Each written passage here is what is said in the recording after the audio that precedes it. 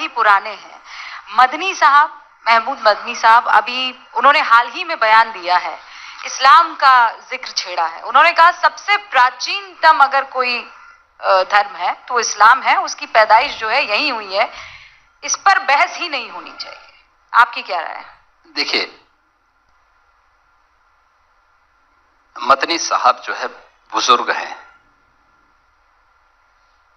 और काफी उम्र दराज हैं। बुजुर्ग होने के नाते मैं उनका सम्मान करता हूं, लेकिन जो उन्होंने पढ़ा है वही तो बोलेंगे। देखिए, कमी जो उनको पढ़ाया गया वही तो, इसी को स्वामी विवेकानंद जी ने कहा था कूप मंडूप।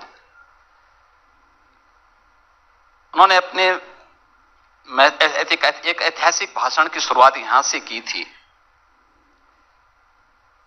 कि एक कुएं में एक बार एक बाहर का मेंढक आ गया, कुएं में गिरा तो कुएं में जो मेंढक थे उसने कहा कि भाई तुम कहां से आए हो? उसने कहा साहब मैं समुद्र से आया हूं। कहा समुद्र कहां है? उन्होंने कहा बाहर बहुत बड़ा समुद्र है। कहा समुद्र क्या होता है? कहा अथाह जल है वहां। कहा उसने एक कुएं के अंदर एक जगह से दूसरी जगह छलांग लगाया। कहा इतना इससे भी बड़ा? कहा भी बहुत बड़ा है। तो उसी में वो झगड़ पड़ा। कहा कि भाई तुम झूठ बोलते हो। तो जिसने दुनिया देखी ही नहीं है वो तो यही बोलेगा। उंगली में जिनको हम गिन सकते हैं कितने दिन का है इनका इतिहास, वे हमें प्राचीनता के बारे में बताएंगे, पौराणिकता के बारे में बताएंगे। ये तो सूर्य को दीप दिखाने जैसा है।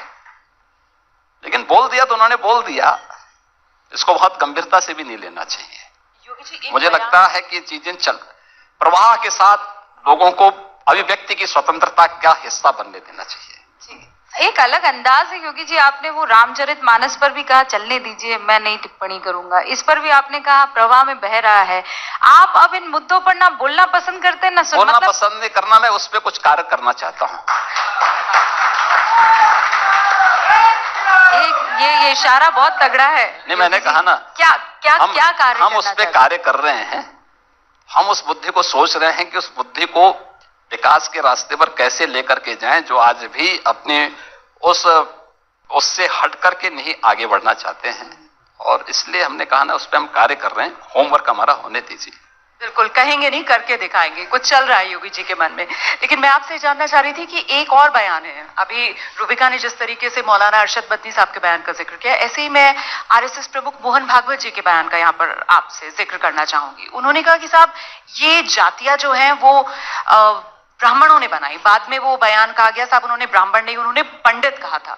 तो इस बयान को भी आप क्या गंभीरता से लेंगे या बस चलने दीजिए? आपने अगर भारतीय शास्त्रों को पढ़ा होता, देखा होता, तो संभवतः प्रश्न मुझसे नहीं करते। जन्मना जायते शूद्र कर्मणा द्विज उच्यते, या श्रीमद् भगवत गीता में भी बहुत स्पष्ट लिखा गया है चातुर्वर्ण्यम मया सृष्टम गुण कर्म विभाग स। अगर हम इन पंक्तियों को सही परिप्रेक्ष्य में ले लेंगे तो मुझे लगता है कि आदरणीय भागवत जी के उस पर कोई टीका टिप्पणी और किसी प्रकार का कोई प्रश्न किसी को नहीं उठाना चाहिए। और मुझे लगता है कि जो शास्त्र सम्मत है उसका हमें सम्मान करना चाहिए। तो भागवत जी का बयान जोड़ने वाला या तोड़ने वाला? नहीं, इसको मैं क्या कह रहा हूं, दृष्टि सबकी अलग अलग हो सकती है। मैं अपनी बात को किसी भी जबरदस्ती का ही थोप दूंगा कि भाई व्यक्ति को जिस रूप में लेना है, जो बयान दिया गया है शास्त्र सम्मत तरीके से दिया गया है, उसको उसी रूप में लेना